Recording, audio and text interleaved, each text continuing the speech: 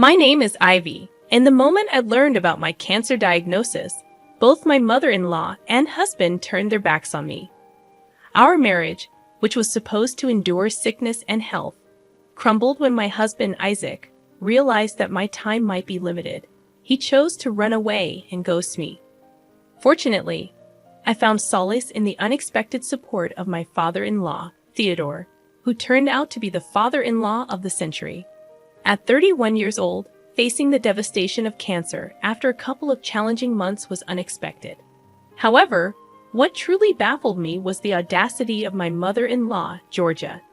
Despite the vows of marriage, she compelled Isaac to abandon me, claiming there was no hope left. Such heartlessness is beyond comprehension. Georgia's monstrous side, rooted in an inflated sense of self-importance, always fueled her judgmental remarks. While economic differences between our families were not substantial, her family's additional wealth of around 500 created a sense of superiority. Beyond finances, our relationship faced the common misunderstandings found in any marriage. However, with my mother-in-law, these clashes escalated to toxic levels. She consistently mistreated me based on her misinterpretations, making it a painful experience, with Isaac occasionally attempting to mediate. The turning point came 7 weeks ago, when I received the gut-wrenching cancer diagnosis. Initially, we tried to come to terms with it, but my mother-in-law's behavior became increasingly erratic and toxic. Her influence over Isaac grew, and her misinterpretations led to painful situations. A few days after sharing my diagnosis, she callously suggested Isaac move to the bedroom TV since I would soon be confined to bed, adding insult to injury. When I implored Isaac to address his mother's insensitivity, he initially complied, only to later join in her heartless laughter. He dismissed my feelings, asking me to chill out and take a joke. As they continued their classless jokes and mockery, even in the absence of Theodore, my father-in-law, I felt isolated and defenseless. Theodore, often away from home, preferred the company of friends, leaving me vulnerable to the mother-son duo's heartless antics. I endured their absurdities while grappling with my health struggles, a situation that would be almost comical if it weren't painfully real. Fortunately, we didn't have children, and as time passed, it became evident that Isaac was far from an ideal partner for parenthood. While not entirely monstrous, they occasionally lent a hand, often accompanied by backhanded comments and negativity. Drained and worn down, I couldn't summon the energy to wage wars or respond to hurtful words in my already burdened heart. The worst was yet to come, and it arrived on a day when Isaac was absent due to work commitments. As my health deteriorated, with regular bouts of sickness and loss of control over my senses, Theodore out of the house, it fell upon Georgia to handle the mess. While there were no jokes that day, her silent treatment spoke volumes, dispelling any doubts about her feelings towards me. Hint, she did not like me.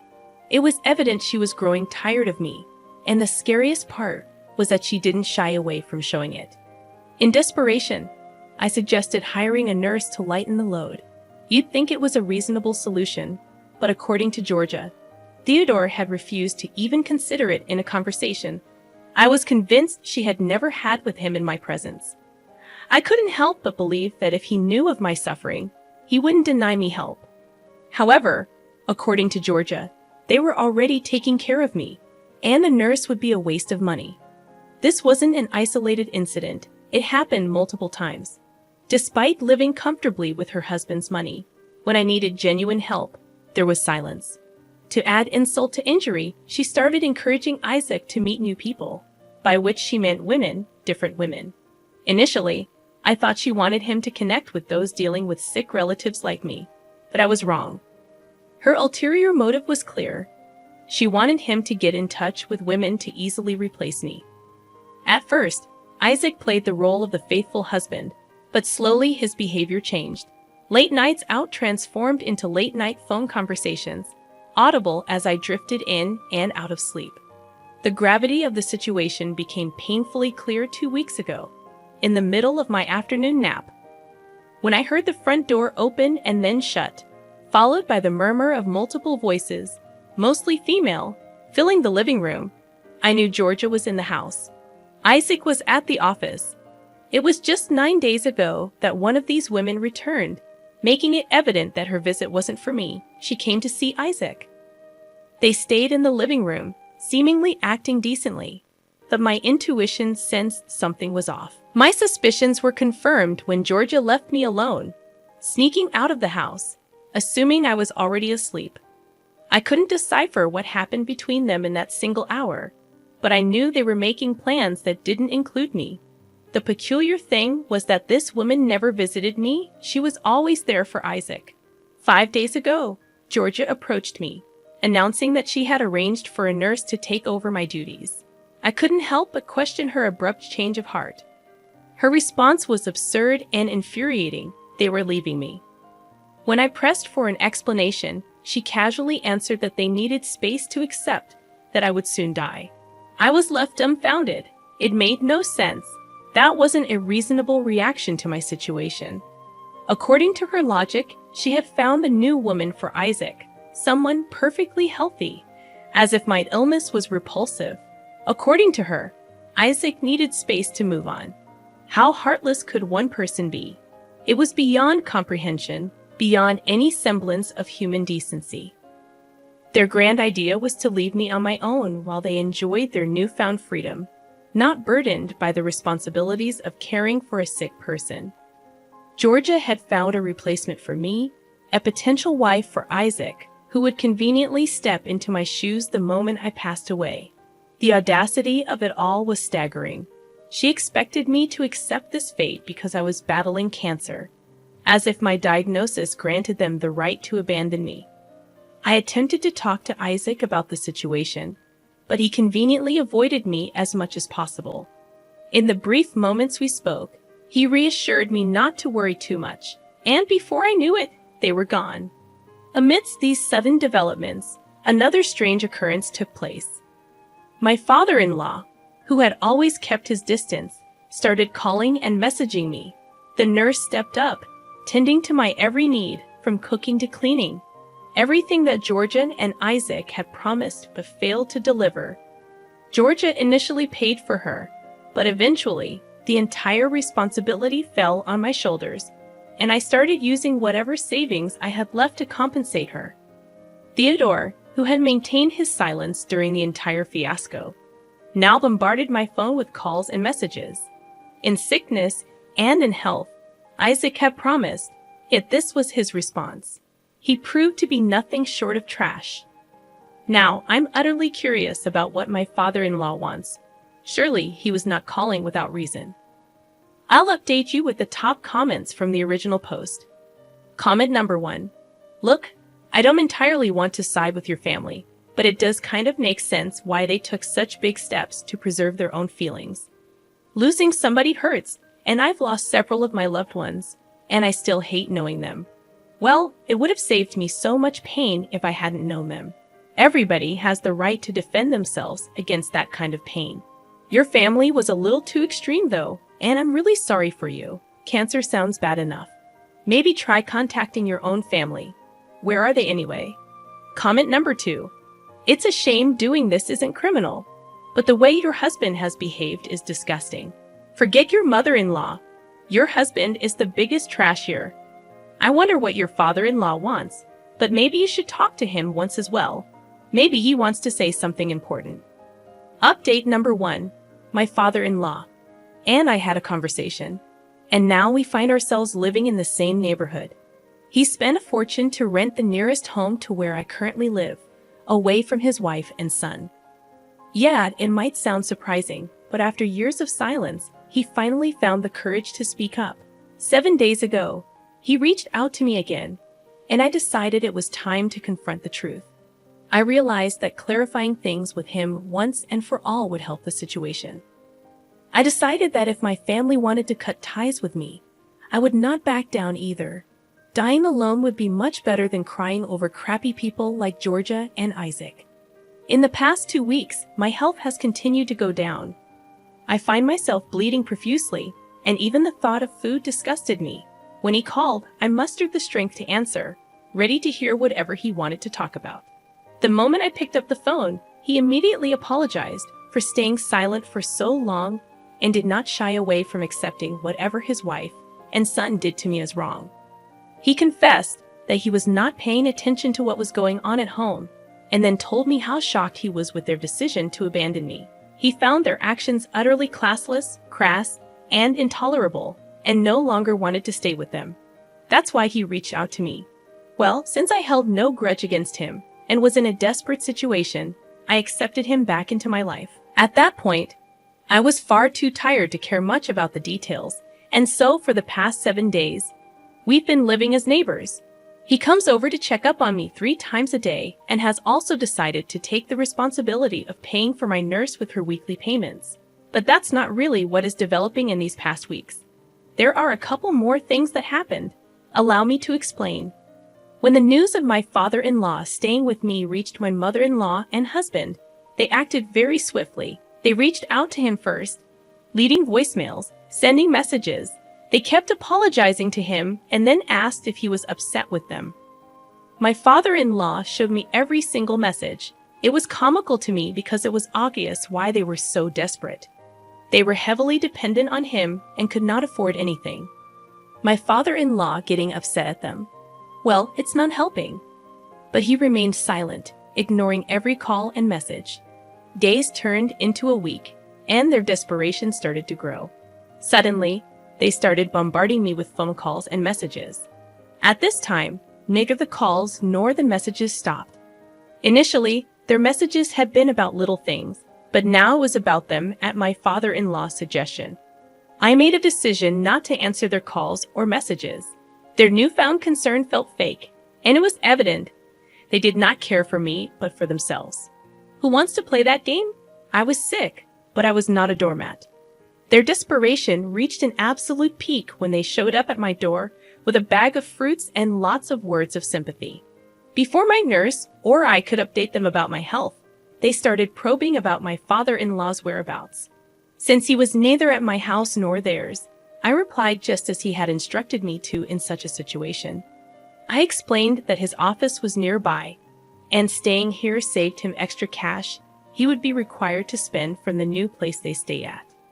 They were not content with my response.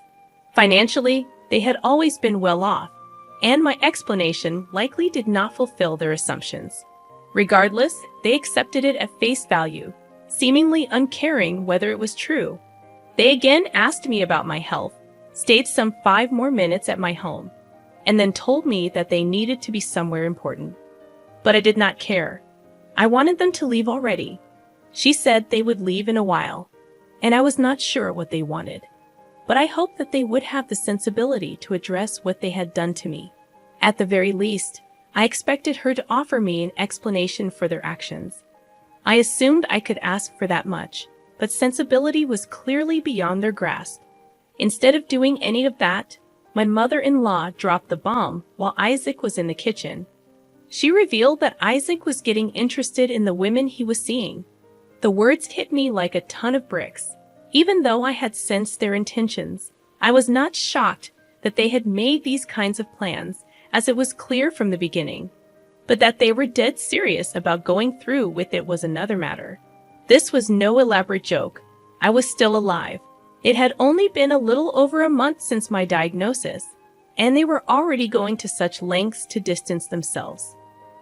As one of my comments pointed out, is this how you defend yourself against the potential of getting hurt by isolating the person in need? The audacity of that woman knew no boundaries. And if that was not enough, she claimed that she had planned a few dates for Isaac and the other women. My nurse, bless her, tried to put an end to this cruel conversation, informing my mother-in-law that I needed rest. Then she mentioned her hopes that I might attend, quote, at least his engagement party. Yeah, the audacity rises. But she did not stop there. Oh no, she promised to send me the divorce papers on Isaac's behalf, indifferent to any response I might have. According to her, it was better to handle the paperwork before I lost my senses, as if I were on the brink of insanity. Yeah, her logic. It would save Isaac potential heartache, and the divorce would allow him to get over me quickly with this new woman by his side.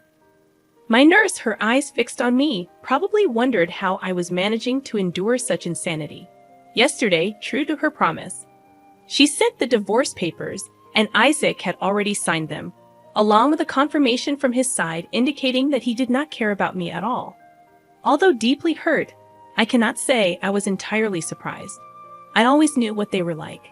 Instead of reacting impulsively, as I desperately wanted to, I waited. I waited to share this news with my father-in-law. When I told him about the divorce papers, he looked not just disgusted and disturbed but also betrayed. After spending countless years with his son and wife, he must have held out some hope for decency and compassion. Yet, he made a promise. He vowed to take his weekend off the next week, setting aside time for us to confront this legal nightmare together. I was not sure about his intentions, but facing a more stable person while I was dealing with my illness seemed like a better option than dealing with it on my own. Update number 2. He came over to my place and then told me that he had been thinking over some things for some time now. When I questioned him about what he meant, he introduced me to his lawyer dealing with our case.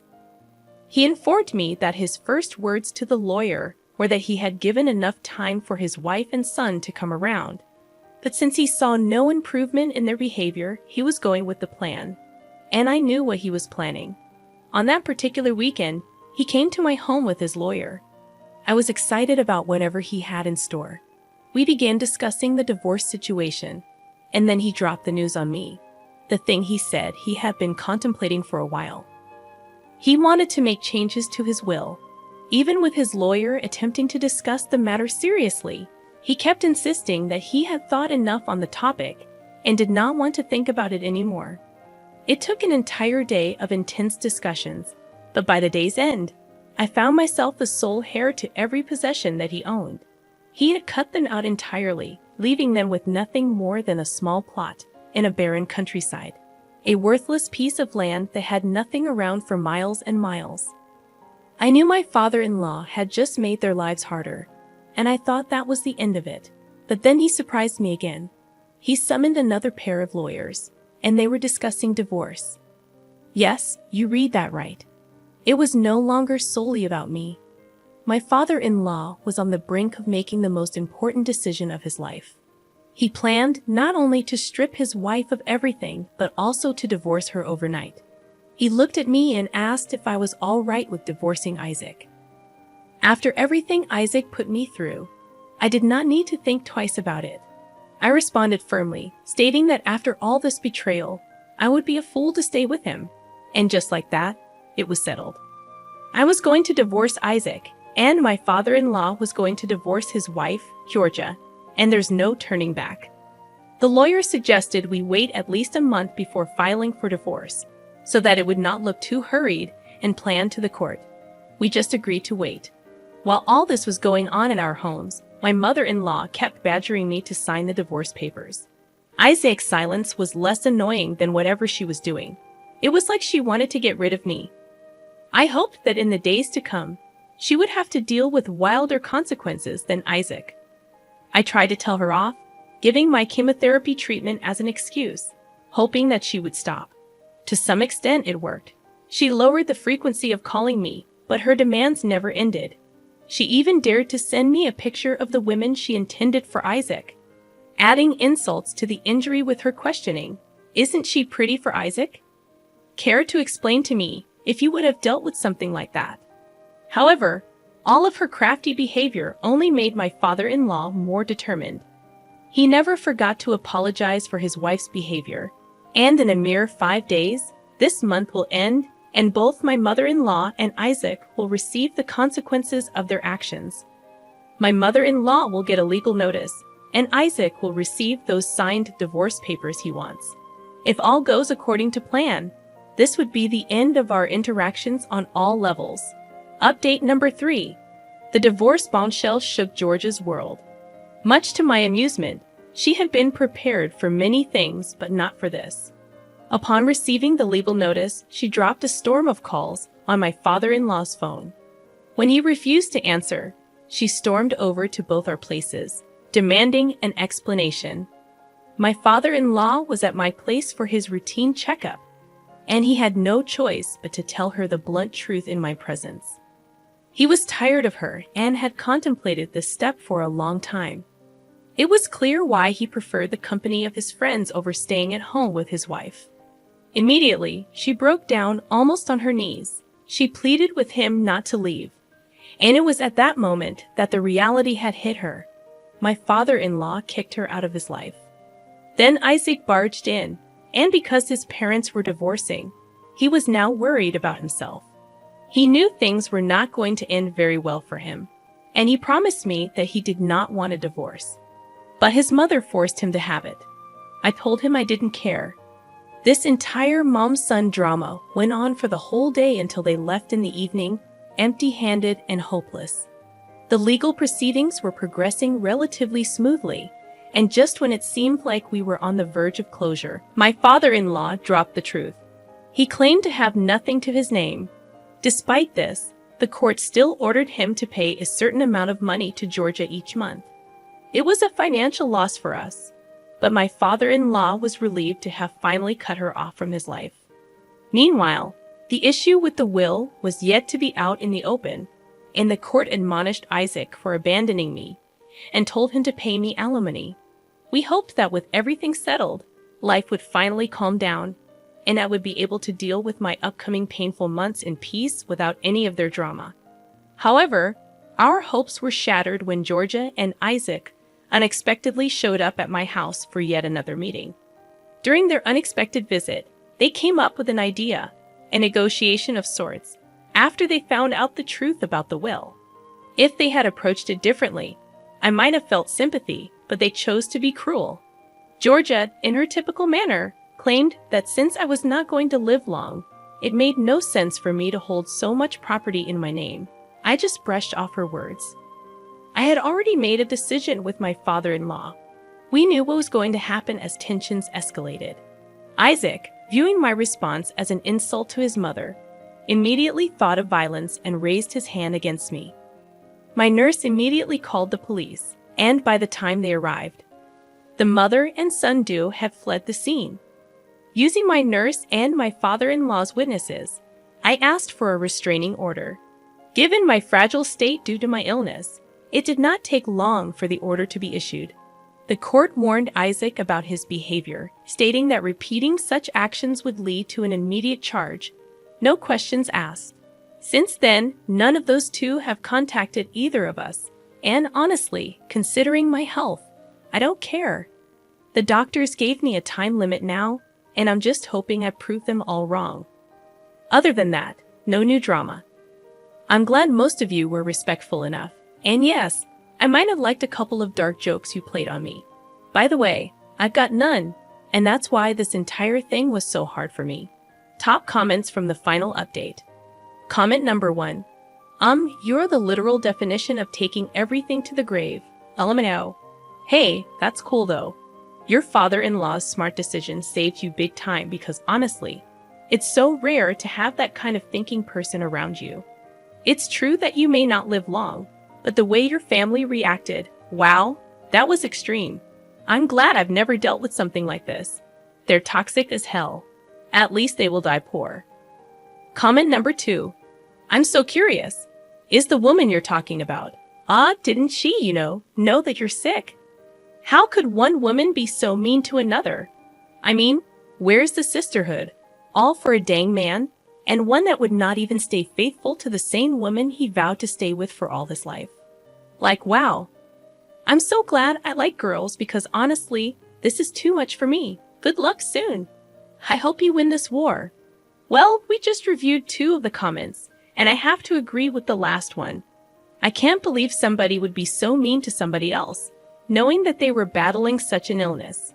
But yet, OP had to deal with this mother-in-law of today's story that was an absolute nightmare. Lucky for OP, she did have her father-in-law who went so far to try to save her, get her back, give her support, and basically get her to cut out the toxicness, which was unfortunately his son and his wife. I want to know your thoughts on this one, guys. Go ahead, drop your comments down below. This one was an intense one. It had sad moments. It had exhilarating moments, but overall, it looks like karma came again. So drop your thoughts down below, guys. My name is Mr. Reddit. I narrate these sorts of stories every single day. If you guys want to be a part of these daily videos, all you have to do is subscribe to the channel. Hit that like notification. And well, I hope you have a great day. I'll see you tomorrow. Remember, it's cool to be kind. Peace.